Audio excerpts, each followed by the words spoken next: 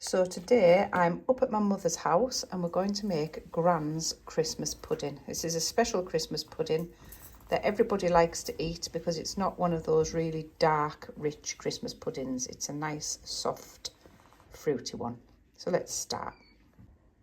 So we need flour, suet, I use a vegetarian one, milk, currants, black treacle, baking powder, an egg, a pinch of salt, breadcrumbs, sugar, raisins and mixed spice, and then we'll add some cherries if you like them.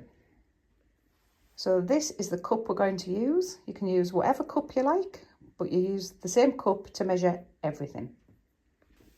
Grab a big bowl, grab your cup, and we're going to start with a cup of SR flour. And that goes into the bowl.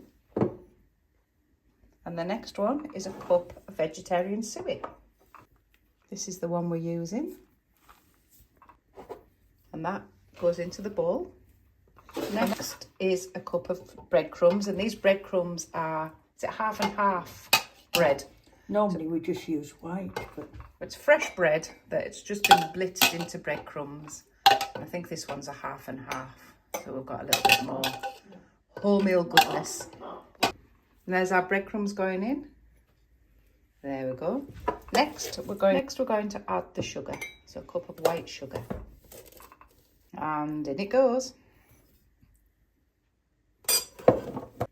So the recipe says a cup of currants, a cup of raisins, but Mother here has decided that she's going to mix it up with a bit of sultanas. So there's 2 cups of fruit. That's 1. There's 2. So that's 2 cups of a mix of currants, raisins and sultanas. And now we're going to chuck in some chopped cherries, plenty of them because I like them. Nice and sticky. if you want some more, we'll have to do some more. Do you want a few more? No, that's fine. So we're now going in with a teaspoon of mixed spice. A good big teaspoon. Oh, a good big teaspoon of mixed spice. We've left out the baking powder from this recipe because we've used self-raising flour, so the baking powder is not necessary. We're going to pop an egg in. It's been cracked in a separate bowl because you don't want all your ingredients going if that egg's off. Whisk it up a bit. And in it goes. 1 egg. Now we're going in with a cup of milk. So the same cup that you used, but we're going to wash the egg cup out as well. Get the last of that eggy goodness.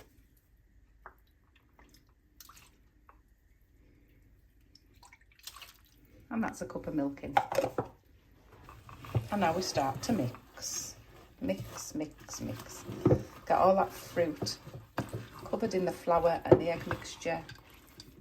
Just mix it up. Once you've mixed it, you're going to pop in a tablespoon of black treacle. It's always worth heating the spoon up when you use treacle because it comes off the spoon easier. Yes, dear.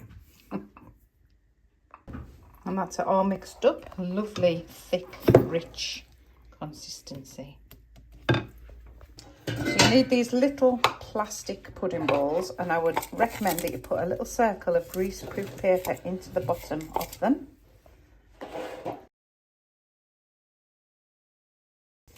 So now we're going to top the puddings with a little disc of greaseproof paper. And what does this do? It just keeps it off the lid. Oh. Now we're going to pop the lids on. Nice and tight. Because the puddings are going to now go into this big, big pan with a cloth in the bottom and a little bit of water. The water needs to come about 1/4 to halfway up the sides of these pudding pots here. So you need enough in, you need it nice and warm. It's coming. So we're just going to pop them in gently because the water's hot.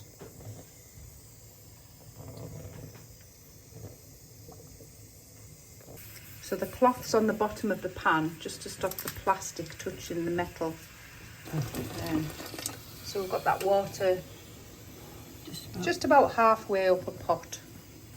Pop the lid on. It's on a low heat. So we're going to have a look at this in about 2 hours to see if the pudding's come to the top of the pot. If you were doing it in a bigger bowl, like this kind of size, you're looking at about 3 hours to cook it. But because they're smaller bowls, we're looking for just over 2. So every so often, you can have a little look. Lift the lid with a cloth because it'll be hot. Check that it's boiling. Check that the water's not running dry. If it is, you can add some more water, but it needs to be boiled water from the kettle. Don't add cold water. Keep the steam going.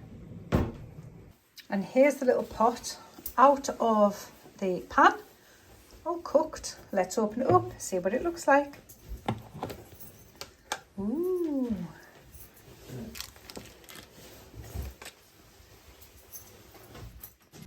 And how nice does that look?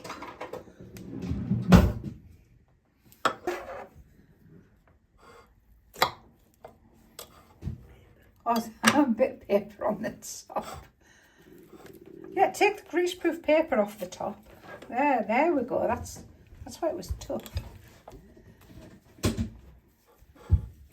Just gonna get a fork. Look how delicious does that look. Look at that. Ooh. Ooh. That's better than any shop bought Christmas pudding. And that is Granny Bray's Christmas pudding.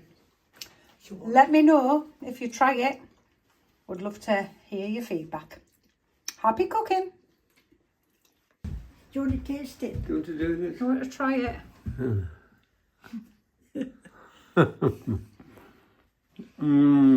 Oh!